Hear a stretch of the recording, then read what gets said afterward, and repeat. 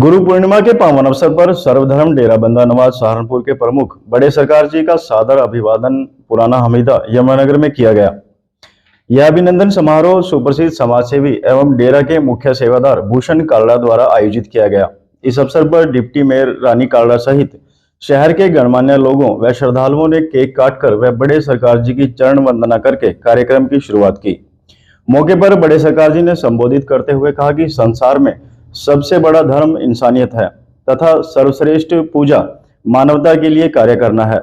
कार्यक्रम के उपरांत विशाल भंडारे का आयोजन भी किया गया, जिसमें हजारों की संख्या में श्रद्धालुओं ने प्रसाद ग्रहण किया।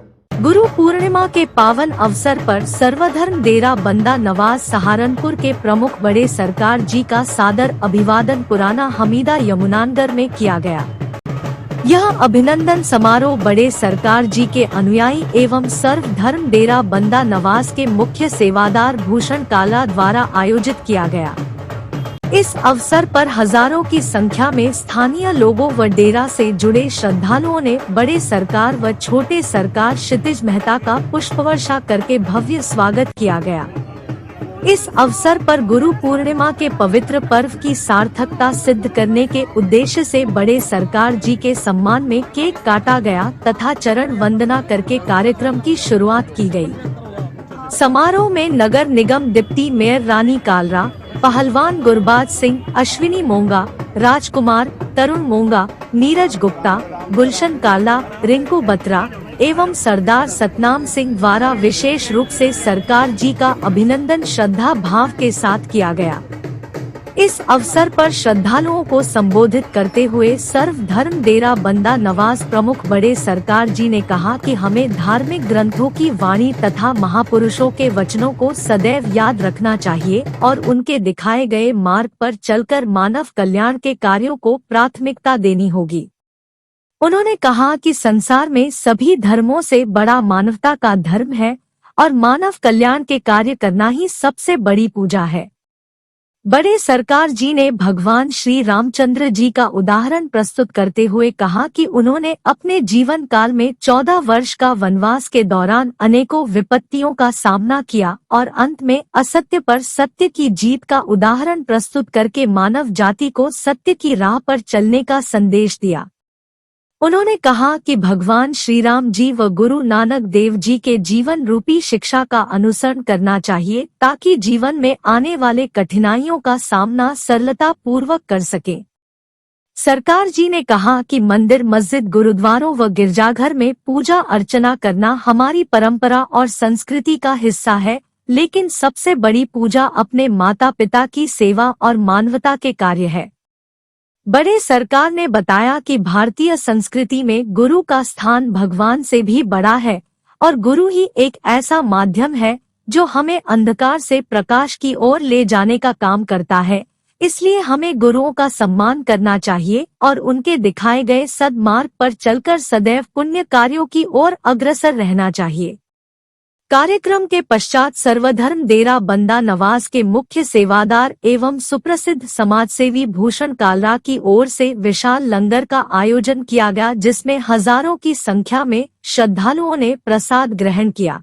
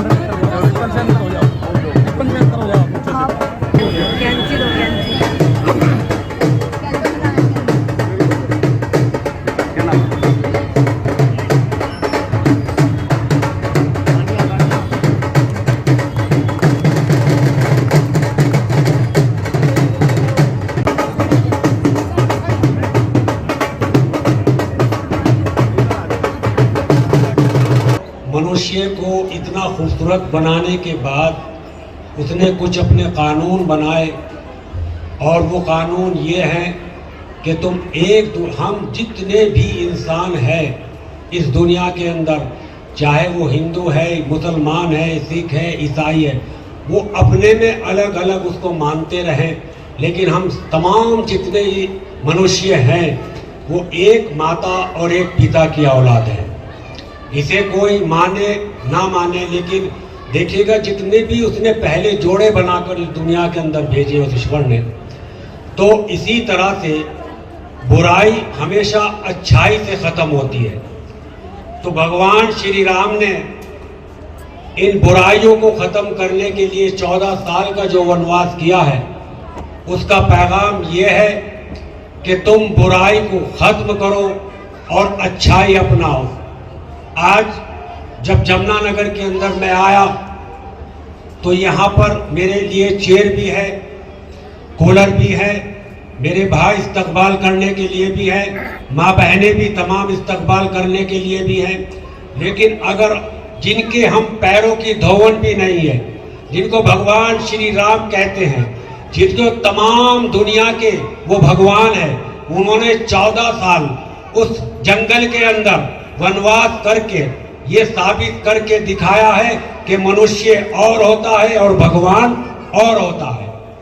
हमें तमाम फैसिलिटी चाहिए तमाम चीज़ों की, लेकिन नहीं, उनके पास 14 बरसातें आई है, 14 गर्मी आई है, 14 सर्दी आई है, ना कोई ओढ़ने के लिए लिहाफ था, ना गर्मी के अंदर कोई एयर कंडीशन था, लेकिन उन्होंने बुराई खत्म करने के लिए ये 14 साल का वनवास काटकर इसके इंसानियत को बताया है कि तुम बुराई को हमेशा अच्छाई से खत्म क्या करो। बाइबल के अंदर यही है कि ऐ मनुष्य, तू उस निरंकार को पहचानो। वो एक निरंकार है जिसने इस तमाम कायनात को, इस तमाम संसार को पैदा किया, फिर बहुत खूबसूरत इंसान को बनाया। हमें कहना चाहिए कि अगर मालिक ने चाहा, मैं आपके पास जितना वक्त जमुना से और मीदे में पहुंचने का लगेगा, मालिक ने चाहा मैं इतनी देर में आपके बीच में पहुंच जाऊंगा। तो ये एक झूठ कब हो जाएगा? ये एक झूठ कब हो जाएगा? हर इंसान इस मसले पर झूठ बोल रहा है। वो अगर 10 किलोमीटर की दूरी पर है, वो कह रहा है कि मैं 2 मिनट में आ जाऊं। 10 किलोमीटर 2 मिनट में कभी हो ही नहीं सकते। अगर हम किसी के पास मिलने जाएं और उसका फोन आए और हम हमसे कहें कि हम तुझसे मिलने आ रहे हैं, तो अगर हम एक शब्द इसके अंदर बढ़ा दें, गुरु नानक जी ने पढ़ाया इस शब्द को, अगर हम एक शब्द बढ़ा दें तो हमारा कुछ भी नहीं जाता। वो शब्द ये है कि अगर मालिक ने चाहा मैं तेरे पास 10 मिनट में पहुंच जाऊंगा, तो इसमें हमारा कोई हर्जा नहीं है। हम मालिक को अगर अपने बीच में रखेंगे तो यकीनन हमारा हमेशा मालिक साथ देगा। दूसरी बात यह है कि ये हिंदू, मुसलमान, सिख, ईसाई, इन चीजों से आप निकलिएगा। सबसे बड़ा धर्म है वो है इंसानियत, और वो इंसानियत यह है कि अगर रास्ते के अंदर कोई भी बुजुर्ग है, बच्चा है, माँ है, बहन है, वो किसी भी मजहब का क्यों ना हो, अगर उसको आपकी मदद की आवश्यकता है तो आप उसकी मदद कीजिएगा। ये मत सोचिएगा कि इसका धर्म क्या है, क्योंकि हमारा धर्म इंसानियत है। इन गुरुओं का धर्म इंसानियत है, इन देवताओं का धर्म इंसानियत है। बस मैं 2 शब्दों में अपनी बात खत्म करता हूँ। अगर भगवान श्री राम को अगर हिंदू ये कहने लगे कि सिर्फ हिंदुओं के भगवान है, तो फिर वो बहुत छोटी उस पर आ जाएंगे। भगवान श्री राम पूरी कायनात जितने भी संसार में है, चाहे वो हिंदू हो, चाहे मुसलमान हो, चाहे सिख हो, चाहे ईसाई हो, कितने भी इंसान इस दुनिया के अंदर है, वो जानवरों के भी भगवान है और इंसानों के भी भगवान है, वो हिंदुओं के भी भगवान है और मुसलमानों के भी भगवान है। तो ये जो देवता हैं, ये किसी एक के लिए नहीं आए हैं, ये हमने तुमने बनाए हैं। आज मैं मुसलमान बनकर बैठा हूं, वो हिंदू बनकर बैठा है, वो सिख बनकर बैठा है, वो ईसाई बनकर बैठा है। ऐसा नहीं है कि अब मैं मंदिर जाऊं या मैं गुरुद्वारे में जाऊं और अपनी श्रद्धा लेकर जाऊं और उनके चरणों में बैठकर मैं इस बात को कहूं कि भगवान मैं तुमके ये मांगता हूं कि मेरी ये परेशानी है आप दूर कर दो। तो भगवान ये नहीं कहेंगे कि तू तो मुसलमान है, मैं तो हिंदुओं का भगवान हूं। अगर उतनी बात वो कह दे तो फिर मुश्किल हो जाएगा, क्योंकि फिर वो एक दायरे में सीमित रह जाएंगे। अगर भगवान श्री राम है तो पूरी कायनात के लिए। तो ये जितने देवता हैं, देवी देवता पीर पैगंबर इस दुनिया में, ये सबके लिए तो इनका कोई धर्म नहीं होता। इनका सिर्फ और सिर्फ एक ही धर्म है कि इनके दर पर कोई भी भीख मांगे, ये अपने हाथ को जो करते हुए ये किसी का दामन नहीं देखते कि ये हिंदू है या मुसलमान है या सिख है ईसाई है। हमें बैलेंस रखना चाहिए इस बात का कि अगर हम बुराई कर रहे हैं, अगर हम सुबह को उठकर उस प्रभु का, उस ईश्वर का, उस वाहिगुरु का, उस अल्लाह का हम धन्यवाद कर दे के हम रात को जो इंसान सो जाता है, मरा हुआ इंसान और जीता इंसान एक होता है, तो अगर हम उसका धन्यवाद करें कि ऐ प्रभु, ऐ ईश्वर, तूने हमें फिर जिंदगी दी है, और रात को उसका धन्यवाद करके लेटे कि प्रभु तेरा धन्यवाद है कि मैं अपने बाल बच्चों के अंदर, अपने परिवार के अंदर आए। गुरु नानक जी कहते हैं कि आपके हजारों गुनाह भी माफ हो जाएंगे अगर आप एक चीज पकड़ लें। हम ये सर झुकाना नहीं चाहते, हमारे अंदर ये घमंड है, गुरूर है, तकब्बुर है। हम आप लोगों से अनुरोध करते हैं कि आप आपस में, हमारी बुआ है, हमारी खाला है, हमारी चाची है, हमारे चचा है, अभी लोगों को आपस में मिलकर रहना चाहिए। अगर छोटे को बड़ों के सामने, अगर बड़ों से गलती भी हो जाए तो छोटे को झुककर सलाम कर लेना चाहिए, नमस्ते कर लेनी चाहिए। इसमें कोई संकोच ना करे कि मेरा सर झुक जाए। बड़ों के सामने हमेशा सर को झुका कर रखो, बच्चों से प्यार करो, माँ बहनों की इज्जत करो, तमाम बुजुर्गों की इज्जत करो। अपने घर में अगर सबसे बड़ी चीज यह है कि जिसने अपनी माता पिता का आदर किया है, भगवान उसकी सुनते हैं। अगर तुम अपने माता पिता को दुखी कर कर मंदिर या मस्जिद गुरुद्वारे में जाएंगे तो फिर वहां जाना बेकार है। जब तक सबसे बड़ा मंदिर जो है वो हमारे घर से शुरू होता है, वो हमारे माता के चरणों से शुरू होता है, हमारे पिता के चरणों से शुरू होता है।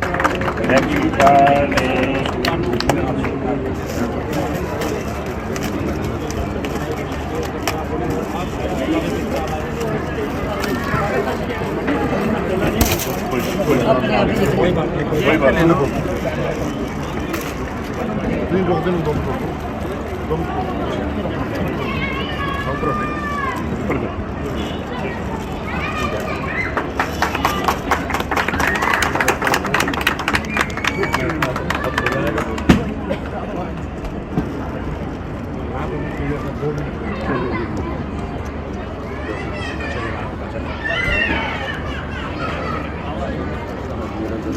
अच्छा जी, आपका बहुत बहुत शुभकामनाएं।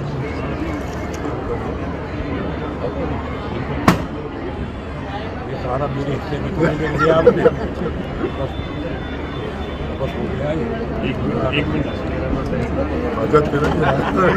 आप मुझे पहले बता दें तो फिर मैं आपके लिए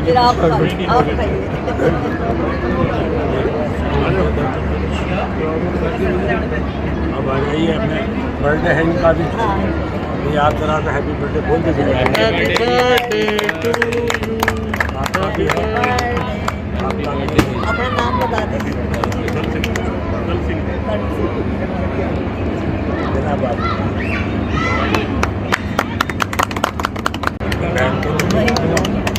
जानते हो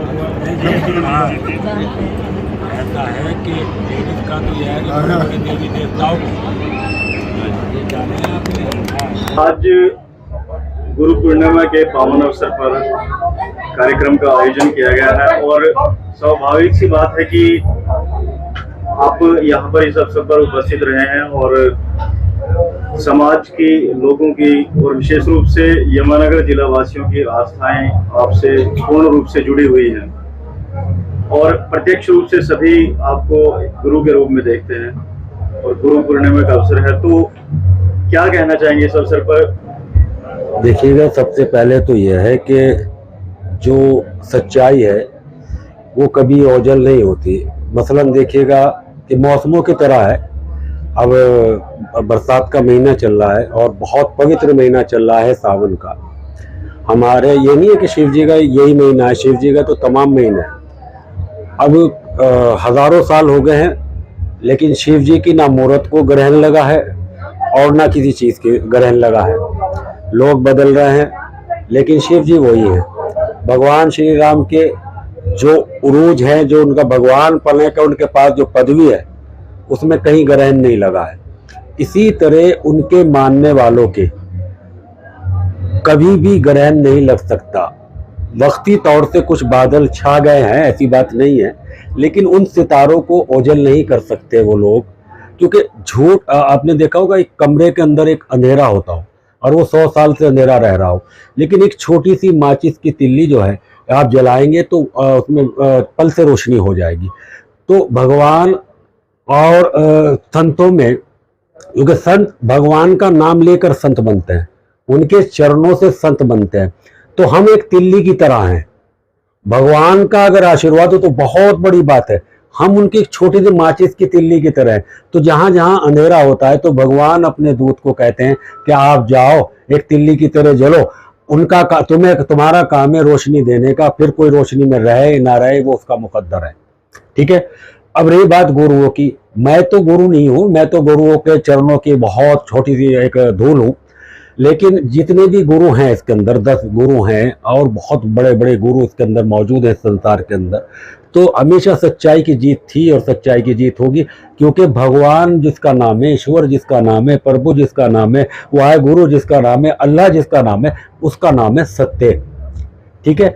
और मनुष्य को उसने, मैंने भी आपसे बताया कि मनुष्य को उसने बहुत खूबसूरत करके बनाया। अब इन्हें लाकर जो है दुनिया के अंदर फिर भगवान चाहते ही हैं, देखना चाहते हैं कि मेरे नाम पर कोई रुकता भी है या नहीं। तो थोड़े बहुत इम्तिहान आते हैं, कभी कारोबार का इम्तिहान आ गया, कभी चीज़ का इम्तिहान आ गया, तो उसके अंदर हम लोग डगमगा जाते हैं। तो वो डगमगाना जो है हमारा मनुष्य का पता देता है। वरना 14 साल भगवान श्री राम का एक शब्द रामायण के अंदर ये दिखा दो कि भगवान श्री राम ने कहा कि मैं थक गया हूं या मैं इससे दुखी हूं। क्योंकि भगवान में और हम जैसे मनुष्यों में यही फर्क है कि वो हर जितनी भी बड़ी मुश्किलात हैं वो बड़ों के लिए दी गई है, छोटी छोटी मुश्किलात हमारे लिए दी गई है। जैसे हमारा कारोबार नहीं चलेगा, आज नहीं तो रोटी नहीं मिलेगी, आज ये नहीं होगा, तो फिर हम जो है भगवान से नाराज होना शुरू हो जाते हैं। तो हमारा हक भगवान से नाराज होने का नहीं, पहले हम अपने कर्मों को देखिए कि हमारे वो कर्म चल भी रहे हैं कि जिससे भगवान खुश होगा। और अगर भगवान खुश है तो वो कभी भी अपने बच्चों को, अब आज लंगर लग रहा है, तो अगर वैसे तो सभी मालिक का शुक्र है, सभी के मिलकर जुलकर लगाया है, लेकिन लंगर लग रहा है कि अगर पड़ोस में किसी के यहाँ खाना ना हो तो वो खाना आके ले जा सकता है, तो ये भगवान की तो कृपा है, किसी इंसान की कृपा नहीं है। तो गुरुओं का काम है, और गुरुओं को हमेशा यही चाहिए कि अंधेरे से प्रकाश की तरफ लोगों को लाएं। और ये जो हिंदू मुस्लिम सिख ईसाई ये जो आजकल का बहुत बड़ा वो चल रहा है, इसे दूर करें। हम सब एक ही माता पिता की औलाद हैं, जानवरों के भी जोड़ा है, इसी तरह इंसान का जोड़ा है, तो उसी की हम औलाद हैं। ये हमारे तरीके है कि हम कोई मंदिर में बैठा है, कोई मस्जिद में बैठा है, कोई गुरुद्वारे में, तो गुरुओं को चाहिए, मेरे हाथ जोड़कर तमाम गुरुओं के चरणों में एक अरदास है कि वो इंसान बनाए ना कि मजहब बनाए। धन्यवाद।